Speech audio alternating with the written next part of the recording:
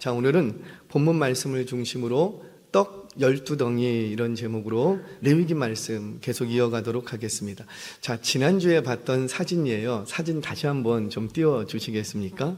자, 지난주에 봤던 사진을 조금 기억하면서 오늘 말씀을 좀 이어가도록 하겠습니다. 자, 동쪽이 항상 앞쪽이라 그랬어요. 성소의 문은 항상 동쪽으로 열려 있습니다. 왜냐하면 에덴에서 범죄한 백성들이 어디로 떠났다 그랬죠? 에덴에서 동쪽으로 떠났죠. 그러면 돌아올 때 어디서 돌아올까요? 동쪽에서 돌아오는 거에서 회복이라든지 또는 하나님의 회복의 역사, 구원의 역사, 하나님이 우리 가운데 돌아오시는데 어디로 돌아오시냐면 동쪽. 그래서 히브리 말로는 동쪽이 앞쪽 뭐 이런 의미가 있습니다. 자, 여하튼 간에 동쪽을 기준으로 해서 이제 성소 안으로 들어오면 성소에 뜰이 있고 번제단이 있습니다. 번제단이 있고 번제단을 지나면 물두멍이 있고 그리고 성소가 딱 위치를 하게 됩니다. 그 성소는 휘장을 중심으로 안에 있는 성소를 지극히 거룩한 성소의 지성소라고 하고요. 그 다음에 이제 바깥에 있는 성소를 성소 이렇게 합니다. 지성소에는 언약궤가 있고 그 언약궤에는 그 위를 뭐 하나 덮고 있어요. 뚜껑이 덮고 있는데 이를 속죄소 이렇게 얘기합니다. 하나님께서 이스라엘 백성들을 만나 주시는데 구체적으로 만나 주시는 장소가 언급이 됩니다. 어디서 만나 주시겠다? 그렇죠. 속죄소 뚜껑 위에 구름으로 하나님께서 내려앉으셔서 그곳에서 말씀하시겠다라고 하십니다. 그 언약궤가 있고 뭐 말 나온 김에 언약궤 안에는 뭐가 있죠? 네, 세 가지가 있죠. 아론의 쌍난지팡이, 또 하나는 만나 담은 항아리, 그리고 또 하나는 그렇죠, 십계명의 두 돌판, 이렇게 세 가지가 있습니다. 이제 나중에라도 또 얘기를 하겠지만 이 세 가지는 하나님께서 출애굽 이후에 광야 생활 속에서 하나님께서 함께 하셨다는 기적의 증표들이 됩니다. 그러나 그 모든 세 가지의 증표는 이스라엘 백성들의 불순종의 증표였다는 거죠. 그들이 먹을 것이 없어서 원망하고 불평했기 때문에 하나님께서 뭘 주시고 만나를 주셨고, 그리고 그들이 아론의 지도자로서 너희만, 우리도 다 거룩한 백성인데 너희만 제사장이냐 그렇게 했다가 그들의 또 이 시기 질투와 거역함, 패역함 때문에 하나님께서 뭘 보여주셨고 아론의 쌍난지팡이를 보여주셨고, 언약의 두 돌판, 이 두 돌판 역시 이 언약궤 안에 있는 두 돌판은 시내산에서 처음 받았던 돌판이에요? 두 번째 받았던 돌판이에요? 그렇죠. 두 번째 받았던 돌판이죠. 처음 받았던 그 돌판은 그들의 우상숭배 현장에서 모세가 집어 던져서 깨트려 버립니다. 그리고 다시 받은 거라는. 그러니까 이 세 가지 모든 이 기물은 하나님께서 광야 생활 속에 기적으로 함께 해주셨다라는 은혜의 증표이기도 하지만 그 증표들은 뒤집어서 얘기하자면 그들의 패역했던 죄악의 증표들이 된다라는 거예요. 그 하나도 아니고 세 개씩이나 그 안에 있는 거예요. 그럼 뭐예요? 이 백성들은 죄인들이라는 거죠. 죄인들. 그런데 그 언약궤, 그 죄의 상징물이 있는 세 가지가 뭘 덮고 있어요? 뭐가 덮고 있다고요? 속죄소가 덮고 있다고요. 그 위에 그 어린 양의 피를 쫙 뿌립니다. 그러면은 거기서 뭐가 이루어지는 거예요? 죄사함, 속죄가 일어나는 거죠. 그 위에 누가 내려앉으시고, 그렇죠, 하나님이 내려앉으셔서 백성들과 대화하시고 만나주시게 됩니다. 그러니까 이런 내용들이 언약궤 속에 담겨져 있는 거예요. 너무 서론이 길게 갔는데, 자, 휘장이 있습니다. 휘장 앞에 뭐가 있고, 네, 향제단이 있고요. 그 다음에 북쪽으로는 뭐가 있고요? 진설병, 남쪽으로는 금초대 7 등잔이 있습니다. 자, 지난 시간에는 기본적으로 이 성막 안에 있는 모든 기물들은 번제단, 물두멍을 비롯한 뭐 언약궤까지 모든 기물들은 누구를 상징하는 것이다? 그렇죠. 예수 그리스도의 사역, 그분의 구원 역사, 이런 것들을 이제 상징하는 예표적인 상징하는 것이다라고 말씀을 드렸어요. 지난 시간에는 7 등대에 대해서 말씀을 드렸죠. 특히 기억나십니까? 이 7 등대의 기능 중에 하나는 항상 그 불을 꺼트리면 안 된다는 거. 항상 이제 등잔불에 불을 밝혀야 된다라는 거죠. 이것은 말씀으로 이 땅에 오시는 예수 그리스도를 상징한다, 예표한다 말씀을 드렸습니다. 말씀이 비춰질 때 구원의 역사가 일어나는 거예요. 근데 그 말씀은 성령의 조명하심이 있어야지 깨달아지는 거예요. 결국 이 7 등잔불, 항상 꺼지지 않는 이 등잔불은 바로 말씀의 빛, 구원의 빛으로 오신 예수 그리스도를 상징한다, 이렇게 말씀을 드렸습니다. 자, 오늘은 7 등잔대 반대편에 있는 진설병에 대해서 말씀을 좀 보도록 할게요. 오늘 나누게 될 진설병 역시 예수 그리스도를 예표하는 내용이 됩니다. 자, 먼저 제가 해설을 먼저 하고 그리고 이제 하나님 아버지의 숨겨진 마음을 찾아가도록 하겠습니다. 먼저 진설병이라는 것은 뭐냐면 잘 아시는 대로 하나님 앞에 준비해둔 12덩이의 떡을 얘기합니다. 떡이라고 해야 될지 빵이라고 해야 될지, 그러니까 우리 편의상 떡이라고 할게요. 12개의 떡이 마련되는데 이것을 진설병 이렇게 얘기를 합니다. 우리 5절 6절 말씀 같이 한번 읽겠습니다. 시작. 너는 고운 가루를 가져다가 떡 12개를 굽되 각 덩이를 10분의 2 에바로 하여 여호와 앞 순결한 상 위에 2줄로 한 줄에 6씩 진설하고. 아멘. 자, 제사장은 진설병을 준비하기 위해서 고운 가루를 일단 준비를 합니다. 이 고운 가루를 가져다가 12개의 떡을 만드는 거예요. 자, 떡을 굽되 10분의 2 에바, 10분의 2 에바면 대충 4.6리터 정도가 됩니다. 그러면 여러분들 언뜻 생각하기에 어떻게 보면 부를까요? 우리 1.5리터 피트병 그거 한 3개 정도 되는 분량이다, 이렇게 생각하시면 될 것 같아요. 자, 이것은 이 4.6리터의 고운 가루로 떡을 구웠다라는 것은 그 떡의 크기가 작은 것일까요? 큰 것일까요? 우리가 구워봤어야지. 그래요. 그냥 간단하게 그렇게 작지 않은 크기로 구웠습니다. 자, 이때 떡에 누룩이 이스트를 넣지 않고 무교병으로 만드는 거예요. 무교병. 그래서 순결한 떡 이렇게 얘기를 합니다. 뭘로 만든다고요? 무교병. 고운 가루를 가져다가 이스트를 넣지 않고 누룩을 넣지 않고 무교병으로 만듭니다. 맛이 있을까요? 없을까요? 없다라는 거예요. 자, 순결한 떡을 어디에 올려놓냐면 순결한 상 위에 올려놓습니다. 진설편 떡상이 있는데 거기다 올려놓는 거예요. 자, 이건 뭘 얘기하냐면 그리스도께서, 이건 그리스도를 예표하는 내용이라 그랬죠. 그리스도의 순결함을 상징함과 동시에 하나님의 백성들이 죄악을 벗어나서 순결해야 될 것을 말씀하시는 거예요. 그러니까 이 백성들이 순결한 떡을 항상 이렇게 준비해서 드림으로써 우리도 어떤 삶을 살아야 되겠다. 그렇죠. 순결한 삶을 살아야 되겠다. 누구처럼? 그렇죠. 예수 그리스도의 순결함처럼 우리도 그렇게 순결한 삶을 살아야 되겠다. 이런 내용들을 상징적으로 갖고 있는 거죠. 자, 이제 진설병 떡상을 조금 볼게요. 이 떡상은 정금으로 덮여져 있습니다. 성경에서 금, 계시록에서도 정금 이런 내용들이 많이 나오는데 성경의 용례상 정금은 영광, 명예, 그다음에 성결 이런 것들을 상징합니다. 이런 영광, 명예, 성결 이런 것들을 상징하는 것이 금이다. 이렇게 여러분들이 좀 생각하시면 좋겠어요. 그 금으로 이 떡상을 만듭니다. 떡상을 가로는 91.2cm, 그러니까 가로 길이가 대략 1m가 좀 못 되고요. 세로 길이는 46. 한 규빗 요만해. 그러니까 커요, 작아요? 떡상이 생각보다 크지 않다라는 거예요. 떡상이 크지 않습니다. 그러니까 한 규빗이면 46.5m, 5cm 정도가 돼서 한 규빗은 팔꿈치에서 중지, 제가 중지가 짧아요. 중지까지의 길이가 한 규빗입니다. 무슨 성경에서 그 신성 규빗이라 그래서 성막 안에서만 통용되는 규빗이 있는데 이 규빗은 여기다가 한 뼘이 더 있어요. 그래서 대략 50cm 정도 여러분들이 생각하시면 편하실 것 같습니다.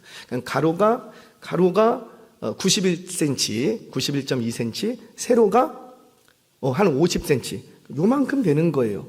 그럼 길이가 요만큼, 대충 크기가 감이 오십니까? 그리고 높이는 68.4cm, 그리고 양쪽에 봉을 끼워서 들고 움직일 수 있는 거리. 그러니까 떡상이 커요, 작아요? 이거보다 작아요. 이해되십니까? 최초에 만들어졌던 떡상은 이거보다 작은 거예요. 근데 강대상이 너무 큰 것 같아.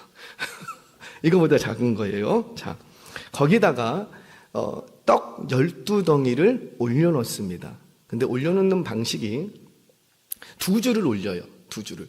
제가 사진을 가져와서 보여드릴까 하다가 사진이 맞는지 안 맞는지를 확인할 길이 없어.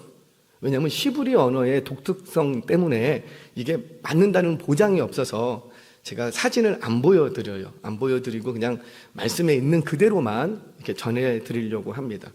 이런 떡상에 떡이 적지 않은 크기라 그랬어요. 그것을 두 줄로 세웁니다. 근데 이 두 줄이 6개를 세워서 6개씩 두 줄로 이렇게 세웠는지 아니면은 이렇게 두 줄로 세웠는지 정확히 알 수는 없겠으나 이렇게인지 아니면 6개를 쌓고 또 6개를 쌓았는지 정확히는 알 길이 없지만 성경에서는 뭐라고 얘기하냐면 두 줄로 쌓되 한 줄에 6개씩 쌓아라 이렇게 얘기를 하십니다. 자, 하나님 앞에 쌓여있는 이 12덩이의 떡은 이스라엘 12지파를 상징하는 내용이었어요. 우리 7절 말씀 같이 한번 읽겠습니다. 시작. 너는 또 정결한 유향을 그 각 줄 위에 두어 기념물로 여호와께 화제를 삼을 것이며. 아멘. 자, 그렇게 떡 여기에 6개, 여기에 6개가 되었는지 아니면 6개를 하고 그 위에다가 또 6개를 쌓았는지 아니면 6개를 쌓고 이렇게 쌓았는지 정확히는 알 길이 없지만 여하튼 간에 6개를 이렇게 싸고 나면 그 위에다가 뭘 하고 유향, 순결한 유향을 가져다가 화제로 드리래요. 화제로. 여기서의 유향은 불로 태울 수 있는 일종의 가루 또는 기름이라고 생각이 되어집니다. 한마디로 그 떡상 위에서 유향으로 불을 피우는 거예요. 불을 피우는 거예요. 그렇게 되면 무교병은 불사르지 않고 무교병 위에 있는 뭐만, 그렇죠, 유향만 딱 불사르게 됩니다. 자, 이렇게 함으로써 유향만 불살라졌는데 뭐까지 하나님 앞에 드린 것이 되냐면 불사르지 않은 무교병까지 12덩이의 떡도 누구에게 드림받고, 그렇죠, 하나님께 드림받고. 자, 다시요. 떡을 불사르는 게 아니고 뭐만 불사른다고요? 그렇죠, 순결한 유향만을 가지고 딱 불살랐어요. 그러면 이 유향에 타가는 그 향기를 하나님께서 맡으시고 무교병을 드린 것은 아니나 드린 것으로, 받으신 것으로 인정해 주시고, 그리고 이 무교병은 누구의 것으로 돌아가고 제사장과 그 가족들의 식량으로 이렇게 돌려지게 됩니다. 자, 이렇게 함으로써 하나님께서는 오늘 성경에서는 뭐라고 얘기하냐면 이것을 기념물로 삼다 이렇게 얘기해요. 그러니까 무교병을 드려야 되는데 무교병은 안 드리고 무교병 위에서 유향을 태움으로 그 향기만 맡으시고 뭘 받으신 걸로 인정해 주겠다. 그렇죠. 12덩이의 떡, 이 무교병을 받으신 걸로 인정해 주겠다는 거예요. 그런 의미에서 기념물로 삼다 이렇게 얘기를 합니다. 자, 그런데 이때 기념물로 삼는다라는 것은 태우지 않은 12덩이의 무교병을 받으셨다는 의미 플러스 우리를 향한 하나님의 언약을 기억하셨다라는 의미가 돼요. 그러니까 뭘 드림으로써, 뭘 태움으로써, 그러니까 유향만 태움으로써 뭘 받으시고, 그 12덩이의 떡을 받으시고, 그리고 거기서 끝나는 것이 아니라 우리와 맺은 언약을 기억하신다. 그런 의미에서 기념물이 되는 거예요. 이런 거죠. 예를 들어서 뭐 약혼한 남녀가 있어요. 그럼 약혼 반지를 이렇게 낍니다. 그리고 뭐 1년이나 2년 동안 서로 뭐 유학을 갔다 오고 뭐 해요. 근데 헤어져 있는 동안에 뭘 보면서 약속을 기억하는 거예요? 그렇죠. 반지를 보면서, 이걸 보면서, 내가 돌아가면 그 이와 결혼해야지. 그 약속을 기억하는 거예요. 그래서 이게 뭐가 되냐면 기념물이 되는 거죠. 마찬가지예요. 무교병 12덩이의 떡 위에서 불살랐던 그 유향으로 말미암아 하나님께서는 떡도 받으시고 뭐도 기억하시고, 그렇죠. 이스라엘 백성들과 맺었던 언약을 기억하신다. 그런 의미에서 기념물이 됐다라는 의미입니다. 자, 조금만 더 이어갑니다. 우리 8절 말씀 같이 한번 읽겠습니다. 시작. 안식일마다 이 떡을 여호와 앞에 항상 진설할지니 이는 이스라엘 자손을 위하여 영원한 언약이니라. 아멘. 자, 이제 왜 이 12덩이의 떡이 영원한 언약이 되는지 이해가 되시나요? 이제 여기까지 오셨으면 잘 쫓아오시는 거예요. 자, 이어서 우리 9절 말씀도 조금 더 보겠습니다. 9절 시작. 이 떡은 아론과 그의 자손에게 돌리고 그들은 그것을 거룩한 곳에서 먹을지니 이는 여호와의 화제 중 그에게 돌리는 것으로서 지극히 거룩함이니라. 이는 영원한 규례니라. 아멘. 자, 잠시만요. 그 12덩이의 떡을 이렇게 드리면 유향으로 화제로 삼아서 이렇게 딱 드립니다. 그리고 6일을 보내요. 6일을 보냈다가 안식일이 딱 되면 이 드려졌던 떡을 물려내고 새로운 떡으로 올려드립니다. 그럼 물려낸 떡은 누구에게로 돌아가고? 그렇죠. 제사장의 몫으로 돌아가요. 그런데 이 제사장들은 이것을 반드시 먹어야 될 장소가 구체적으로 명시가 되어 있어요. 다른 곳에서 먹으면 안 되는 거예요. 어디서 먹어야 돼요? 그렇죠. 거룩한 곳에서 먹을지니, 여기서 이제 거룩한 곳이라는 건 성소의 뜰을 얘기합니다. 그 제사장의 뜰이라고도 불려주는 이 성소의 뜰에서 벗어나면 안 돼요. 그래서 거룩한 곳, 그 성소의 뜰 안에서만 이것을 먹을 수가 있게 됩니다. 자, 여기까지가 진설병에 대한 해석이에요. 자, 이제부터 이 진설병에 담겨진 하나님의 마음을 좀 쫓아가도록 하겠습니다. 첫 번째로, 이 진설병의 규례 속에는 이중적인 의미가 있어요. 당시에 이스라엘 백성에게 주시는 말씀도 있지만 우리에게 주시는 말씀이 있다라는 거죠. 자, 먼저 거룩한 떡을 드리는 것은 떡만 드리는 게 아니고 바로 언약 백성 전체를 드린다라는 거예요. 아멘이세요? 자, 떡을 드리는데 떡만 드리는 게 아니고 뭐도 드리는 거라고요? 백성 자체를 드리는 거예요. 우리가 헌금을 드립니다. 헌금을 드리는 거는 헌금만 드리는 게 아니고 뭘 드리는 거고요? 그죠? 나를 드리는 거예요. 자, 창세기 4장에 가인과 아벨의 첫 제사, 그러니까 첫 살인 사건이 기록이 됩니다. 이 창세기를 나중에 강의할 때, 공부할 때 조금 더 얘기했지만 1장, 2장 창조의 사역이 펼쳐지죠. 1장에 나왔던 내용이 2장에 다시 반복해서 나옵니다. 근데 1장과 2장은 조금 달라요. 1장은 창조를 얘기할 때 전 우주적인 창조를 얘기합니다. 스펙트럼이 굉장히 넓어요. 근데 2장에 오면 똑같은 창조 얘기를 하는데 이게 일종의 현미경으로 줌인을 하는 거예요. 쫙 끌어당겨서 어디에만 포커스하고, 2장에 오면 에덴 이야기가 나옵니다. 에덴 동산 이야기가 나옵니다. 에덴에게 포커스를 합니다. 그리고 에덴에게 포커스 하는데 그 에덴의 모든 창조물 중에서 누구에게만 포커스를 하고? 아담과 하와. 그렇게 포커스를, 그러니까 넓은 창조에서 사람 창조까지 줌인을 시키는 것처럼 쫙 땡겨오는 거예요. 땡겨와서 사람 이야기를 하는데 그 사람 이야기 중에서 3장에 뭐가 나오고? 창세기 안 읽었어요. 3장에 뭐가 나오고? 범죄한 사실이 나오잖아요. 그 범죄한 사실이 성경에서 조명하는 거예요. 세상에 어떤 종교의 경전도 죄부터 이야기하는 경우가 없다고요. 근데 성경만이 인간을 다룰 때 뭐부터 얘기하냐면 죄부터 얘기합니다. 왜? 성경이 무슨 내용이니까?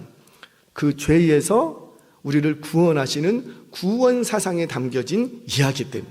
그러니까 성경 속에서는 다른 걸 찾으려고 하시면은 안 된다는 거죠. 구원의 도리가 무엇인가?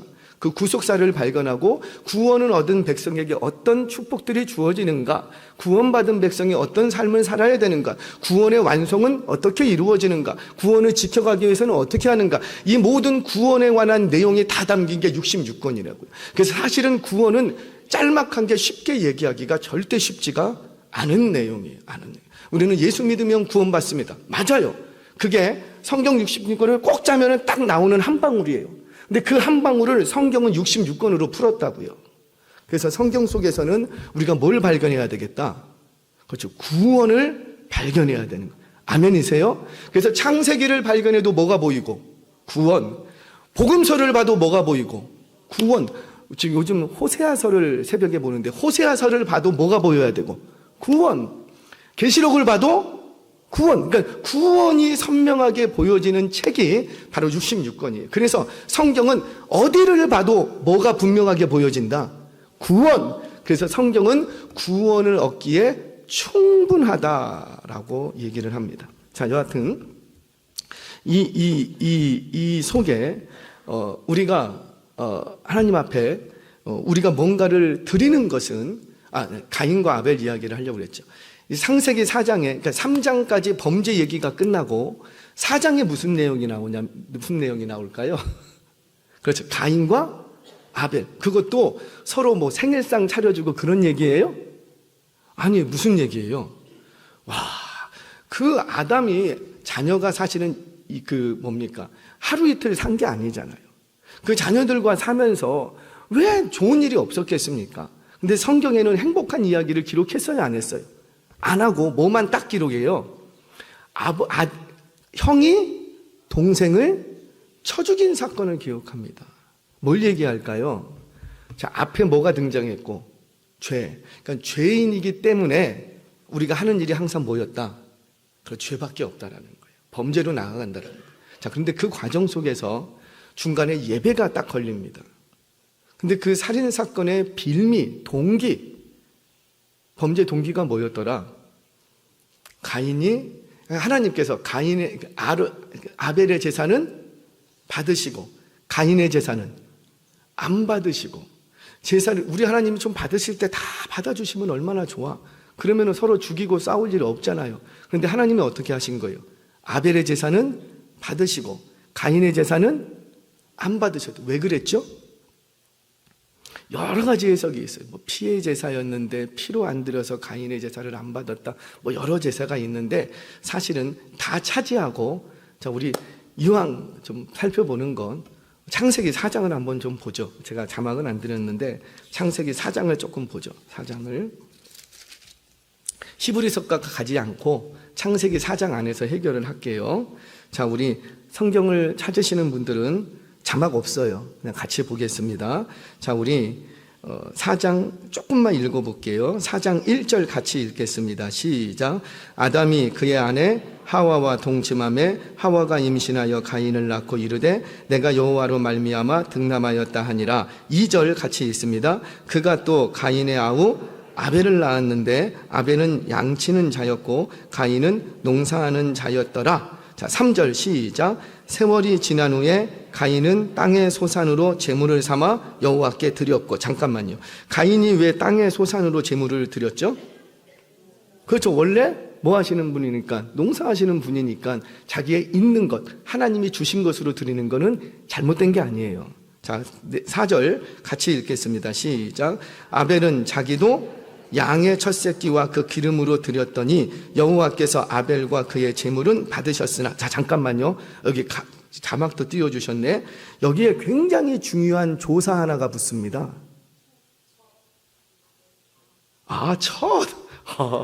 역시 센스들이 너무 좋으셔.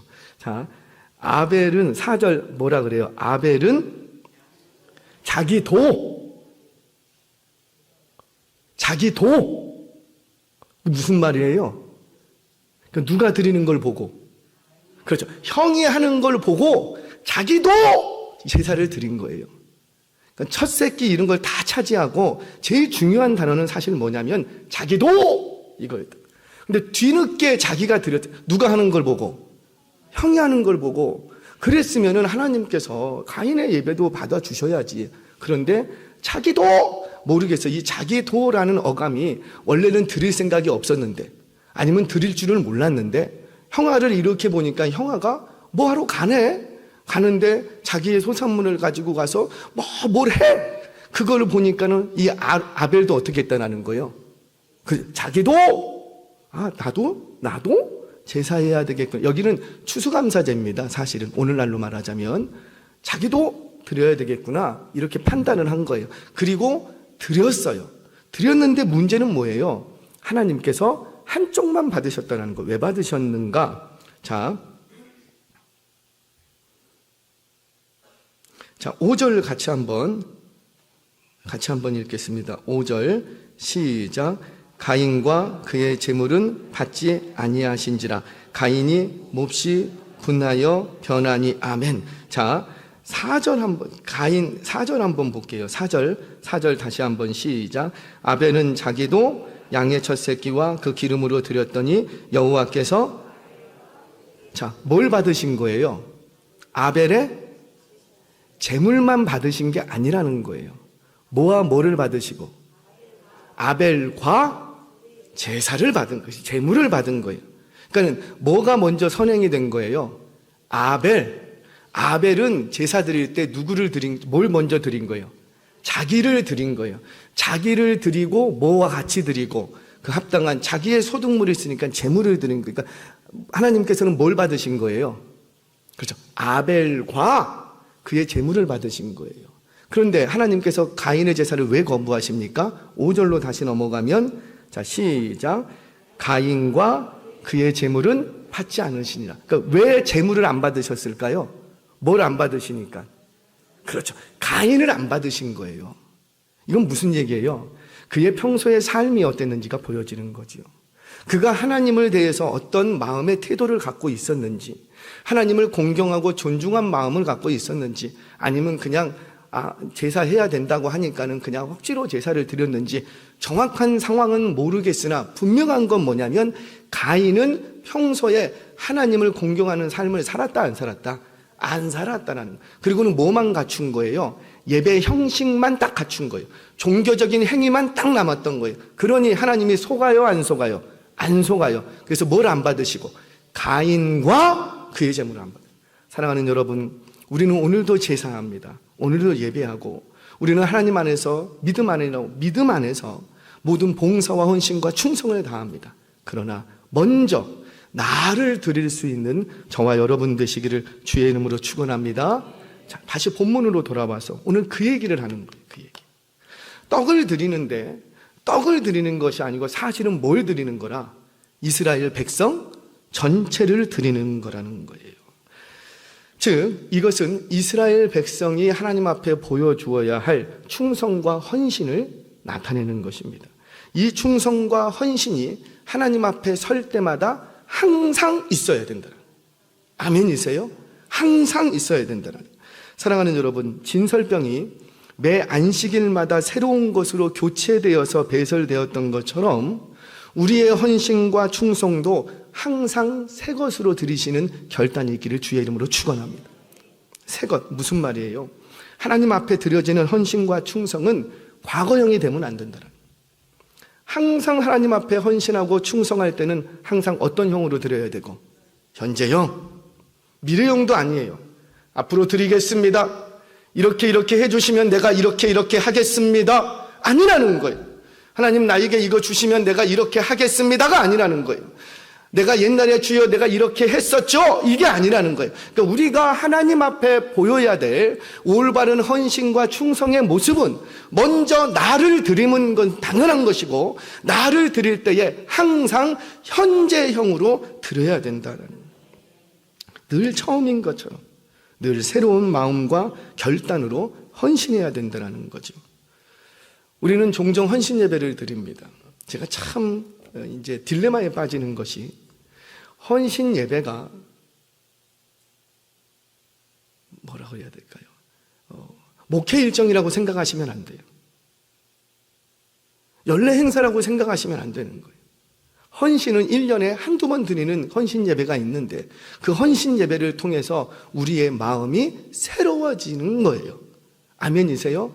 그래서 내가 이제껏 우리 교육부서가, 우리 전도회가, 우리 기관이 어떤 하나님 앞에 헌신을 했던지 간에 내가 오늘 헌신 예배를 드리면서 내가 어떻게 해야 되고 오늘 새로운 마음의 태도로 새로운 결단과 정말 처음 드리는 것처럼 그렇게 헌신을 다시 결단하고 다짐하는 시간이라는 거죠.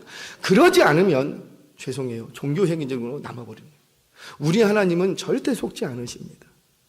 종교행위가 되기를 원치 않으시는 거예요.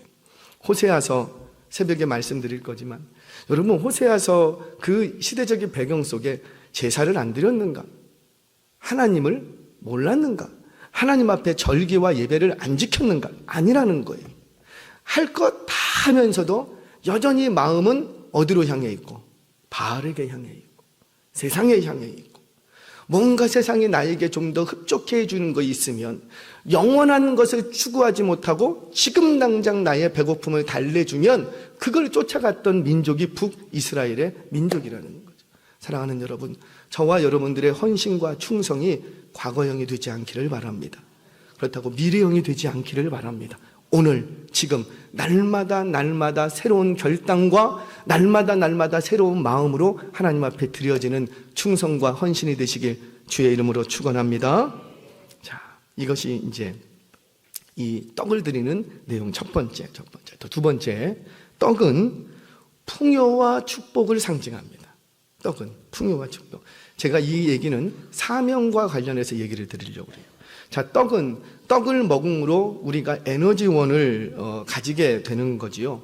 그래서 죽어가는 영혼도, 죽어가는 육체도 뭔가를 먹이면 살아나게 돼요. 그러니까는 내 몸속에 들어오는 떡은 나를 살리는 에너지원이 된다는 거예요. 그래서 예수님께서는 스스로를 뭐라고 말씀하셨냐면 생명의 떡이다. 어디로부터 내려온?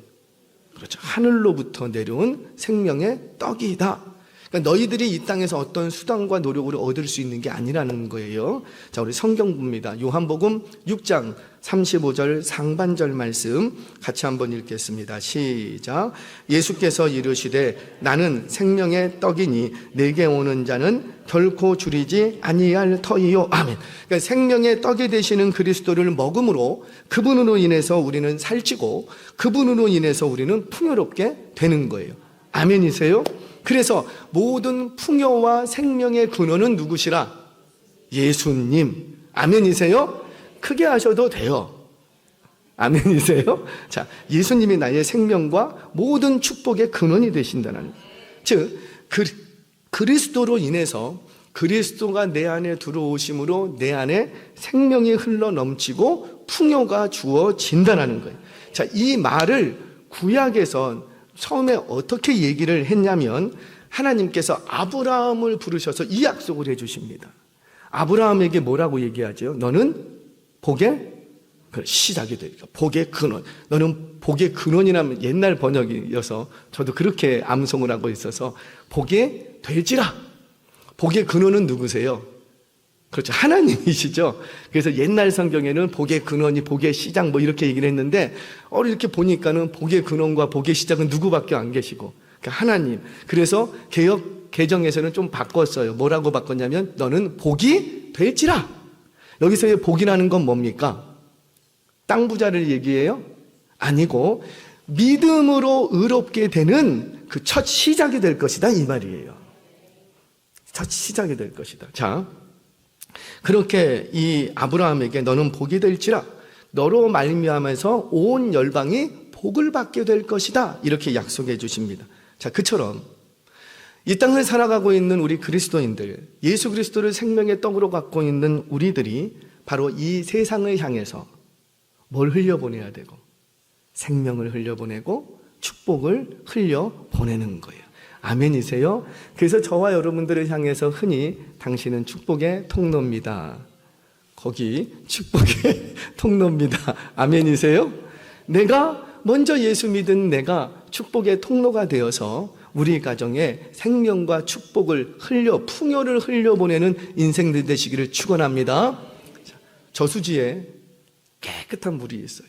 저희도 동네 좀 여기 그 정화 시설 있죠. 안양 수돗물, 서울시 수돗물이 들어오나요? 안양시 물이 들어오나요? 정수기 물이 들어와요? 하여튼 뭔 물이 들어오는데 제가 언뜻 봤어요. 그러니까 우리 시 물은 깨끗합니다. 먹어도 된다고 해요. 깨끗한 수돗물이 있어요. 수돗물이 있는데 이 깨끗한 수돗물이 저수지에 꽉 찼어요.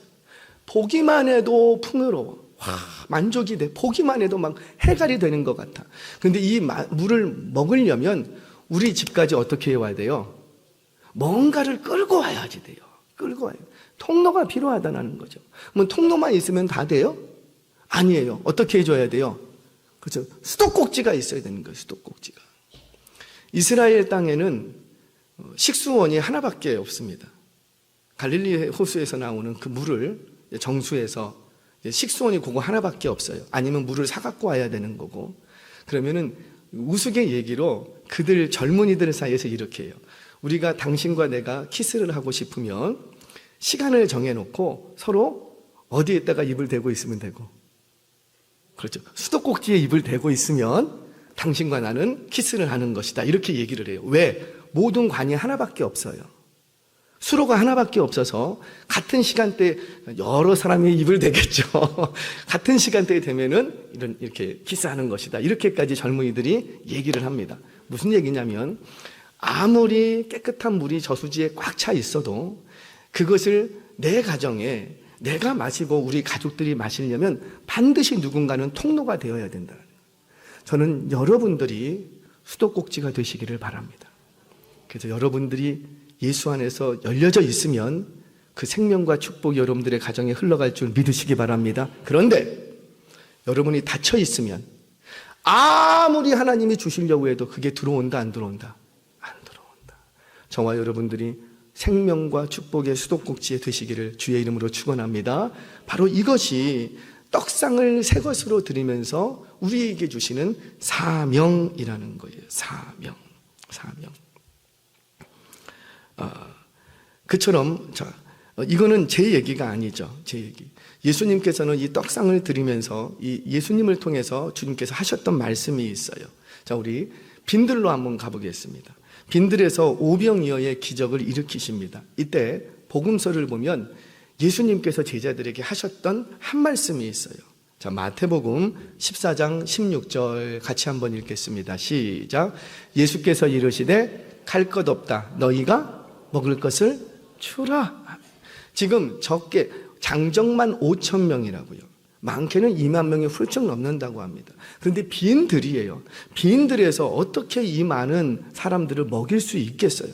그런데 우리 예수님이 계산 못 하시는 분입니까? 아니라고요. 그럼에도 불구하고 예수님은 제자들에게 뭐라? 갈 것 없다. 너희가 먹을 것을 주라. 이 말씀은 곧 뭐예요? 지금 당장 저들의 배고픔을 달래주라. 그 말씀이 아니었어요. 물론 예수님께서는 제자들을 통해서 진짜 먹이십니다. 그러나 예수님이 이 말씀을 하실 때는 아직 하나님의 기적의 사건이 일어나기 전이라고요. 근데 그때 뭐라고 말씀하냐면 갈 것 없다? 너희가 먹을 것을 주라. 이 말은 곧 뭐예요? 지금 당장 저들의 배고픔을 달래주는 육신의 배고픔을 채워주는 것을 말하는 것이 아니라 장차 너희가 나를 먹고 마심으로 너희가 이제 앞으로 뭐 할 것이다? 너희가 먹을 것을 세상에 나누어주는 그런 사명을 가지게 될 것이라는 거예요. 사랑하는 여러분, 이 음성이 저와 여러분들에게 주시는 음성으로 받으시기를 바랍니다. 저와 여러분들을 향해서 우리 주님 또 한 번 얘기하십니다. 갈 것 없사. 너희가 먹을 것을 주라.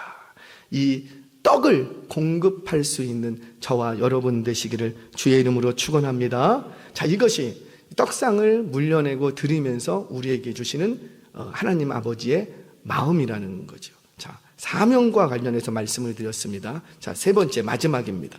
이번에는 떡상을 드리고 물려내면서 가치관에 대해서 우리 주님이 우리에게 요구를 하시는 거예요. 자, 여러분, 진설병을 안식일마다 치웁니다. 그리고 새 것으로 올려드리고 치우고. 왜 이렇게 복잡한 일을 반복적으로 할까요? 6일이 지나면 떡이 어떻게 되니까? 그렇죠. 아무래도 그 더운 나라에서 떡이 쉬거나, 근데 쉬지는 않았던 것 같아. 왜요? 이걸 누가 먹었으니까. 그렇죠. 달라는 걸 먹였을 일은 없고. 그런데 중요한 건 떡이 6일쯤 되면은 촉촉했던 그 떡이 어떻게 되고, 점점 딱딱해지고, 점점 뭐랄까요? 이게 좀 이렇게 되겠죠. 떡이 아무래도 마르겠죠. 그래서 떡이 말라버리기 때문에 새 떡으로 교체를 하는 거예요. 뭘 얘기하냐면 안식일마다 떡을 새 것으로 교체하면서 교체하는 사람들 가운데 마음에 뭐가 일어나냐면 이거 언제까지 이걸 해야 되지? 언제까지 이걸 해야 되지? 그런데 다시는 안 할 날이 와요. 누가 오실 때? 그렇죠. 다시는 마르지 않는 떡으로 오시는 예수 그리스도가 이 땅에 오신다는 거예요. 그러니까 떡을 물려내면서 이거 언제까지 해야 되지? 그러면서 뭘 기대하는 거예요? 다시는 마르지 않는 떡, 영원한 떡, 그것이 우리에게 올까 기대하게 되는 거예요. 사랑하는 여러분, 세상의 떡은 시간이 지나면 부패해서 치워버려야 됩니다. 그리고 매 안식일마다 새 떡으로 준비해서 드려야 되는 거예요. 하지만 그날이 오면 마르지 않는 떡이 저와 여러분들에게 주어지는 줄 믿으시기를 바랍니다. 그게 누구시라? 그렇죠. 하늘에서 오신 예수 그리스도신 거예요. 자, 우리 성경 봅니다. 요한복음 6장 47절 50절 말씀 같이 읽겠습니다. 시작. 진실로 진실로 너희에게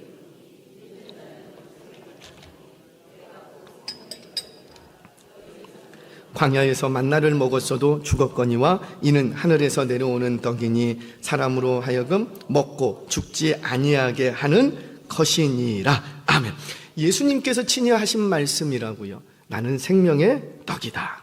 생명의 떡으로 이 땅에 오신 예수님께서 십자가에서 죽으심으로 당신의 살을 찢고 당신의 피를 우리에게 내어 주심으로 우리에게 영원한 생명의 떡으로 다시는 마르지 않는 그 떡으로 우리에게 주어지셨다라는 거예요. 그 예수 그리스도의 십자가에서 죽으신 그 살과 피를 먹고 마심으로 우리는 영생을 얻는 줄 믿으시기를 바랍니다. 우리가 성찬 예식을 거행하면서 항상 이 사실을 기억해야 돼요. 자칫 잘못하면 고난만 자꾸 생각해요. 나를 위해서 죽으신, 나를 위해서 피 흘리신, 틀리진 않았는데 고난에서만 멈추면 안 된다는 거죠. 그 예수 그리스도께서 고난 당하심으로 우리에게는 뭐가 주어지고, 그렇죠, 영생, 생명, 아멘이세요? 그러면 성찬할 때 이런 거죠. 한쪽에서는 눈물이 흐르지만 우리의 입가에는 뭐가 있는 거예요? 미소가 있는 거예요. 왜? 예수 그리스도께서 나를 위하여 피 흘려 죽으셨어. 엉엉엉.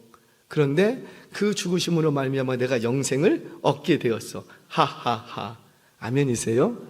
그래서 우리 옛날에 그랬어요. 우리 찬양팀들에게 이렇게 찬양팀 훈련을 시킬 때 십자가에 관한 찬양을 할 때는 항상 우리 안에서 눈물이 흘러야 된다. 그런데 우리 입가에는 미소가 떠나서는 안 된다. 왜냐하면 눈물 흘리면서 너무 감정에만 치우치지 말라는 거죠. 우리가 성찬 예식을 하면서 반드시 기억하십시오. 우리는 그 살과 피를 먹고 마심으로 영생을 얻은 존재인 줄 믿으시기를 바랍니다. 자, 그러면 이제부터가 이제 문제예요. 영생을 소유한 존재는 이 땅에서 조금 더 있고 조금 덜 있고 조금 더 먹고 조금 덜 먹고에 연연해요, 안 해요? 안 한다는 거. 안 한다는. 왜 이런 것들에 연연하냐면 여기가 끝이니까. 여기가 끝이라면 우리도 더 잘 먹어야 될 것이고 여기가 끝이라면 우리도 더 많이 가져야 될 거예요. 이게 끝이라면. 그런데 우리에게는 뭐가 있고? 영생. 영원한 시간 속에서의 그 영생이라는 시간 속에서의 내가 살고 있는 이 시간은 그야말로 점 하나밖에 되지 않는 거예요. 근데 그 점 한 조각 되는 그 시간을 살면서 조금 더 먹을 것이냐, 조금 더 덜 먹을 것이냐, 뭘 먹을 것이냐, 뭘 막. 제가 이 말씀을 드려야 되나 말아야 되나 고민하다가 그냥 드리겠습니다. 저 맛있는 거 안 사주셔도 돼요. 할렐루야. 왜요? 저 성도님들의 마음 충분합니다. 근데 요즘 제가 정말 좀 마음에 좀 힘든 부분이 뭐냐면 솔직히 뭐 하나 밥 한 끼 먹으려면은 밥값이 얼마예요? 그냥 10,000원 갖고도 먹을 만한 게 별로 없다. 저희 교육자들 밥 먹으러 오면 저기 옆에 요즘은 저기도 7,000원씩 하더라고요. 집밥 하는데도 거기도 7,000원, 한 5,000원인 줄 알았더니 7,000원씩 하더라고요. 그런데 성도님들은 이렇게 식사하는 거 보면은 보통 2, 3만 원이 다 넘어가. 대접해 주시는 건 너무 감사합니다. 근데 그거 쪼개서 자주 해 주시고 그렇게 많이 안 해 주셔도 된다는 거예요. 안 해 주셔도 돼요. 정말입니다. 정말입니다. 왜요? 여러분들의 성도님들이 목회자를 생각하는 마음, 하나님 중심적인 마음, 교회를 사랑하는 마음 충분히 다하니 절대 제가 이제 이렇게 좀 할렐루야 이해되시겠습니까? 이게 솔직한 마음이에요. 왜? 오늘 말씀이 그거잖아요. 오늘 말씀 조금 더 먹고 조금 더 먹고가 덜 먹고가 중요하다 안 하다? 안 하다라는 거예요. 그거 먹고 안 먹고가 아니고 우리의 하나님께 드리는 마음, 우리가 이 세상을 어떻게 살 것인가가 중요하다는 거죠. 세상 것으로 배 채우지 않고 세상 것으로 배 채우고 우리는 행복해야 하지 않는다는 거예요. 맛있는 음식 먹었다고 와 진짜 행복하다 할렐루야 아니라는 거예요. 맛있는 거 먹었으면 어떻게 하면 되고, 아 오늘 맛있는 거 먹었네.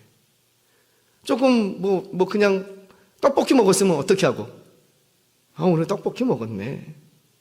한우를 먹었으면 어떡하고, 그냥 한우 먹었네. 이렇게 돼야지. 우와 오늘은 한우를 먹었고 오늘은 떡볶이네. 이렇게 하면 안 된다는 거예요. 사랑하는 남편들이요, 주는 대로 드시기 바랍니다. 오늘은 왜 이거죠? 이렇게 할 수가 없다는 거예요. 왜? 우리는 어떤 인생을 사니까? 영원한 생을 사니까.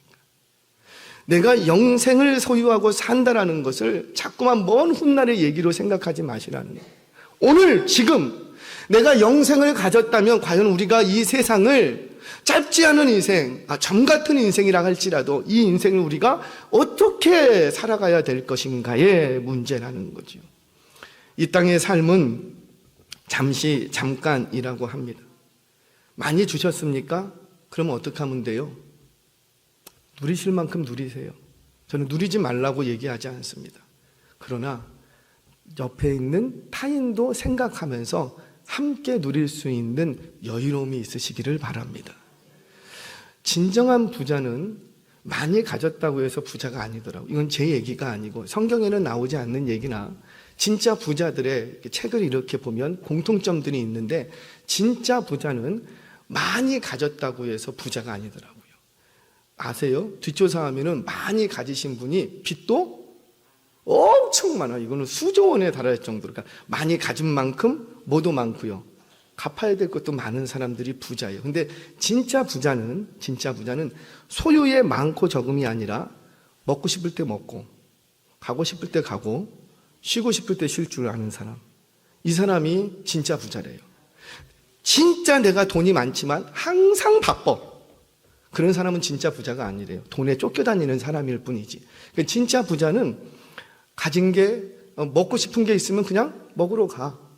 그리고 쉬고 싶을 때 그냥 쉬어. 어디 구경 가고 싶으면 구경 가. 우리들이 원하는 삶이죠. 근데 이게 진짜 부자. 그러니까 소유에 많고 적음이 아니라 매여 있지 않다라는 거예요. 매여 있지. 사랑하는 여러분, 교훈을 얻으시기 바랍니다. 우리는 영생을 소유한 인생입니다.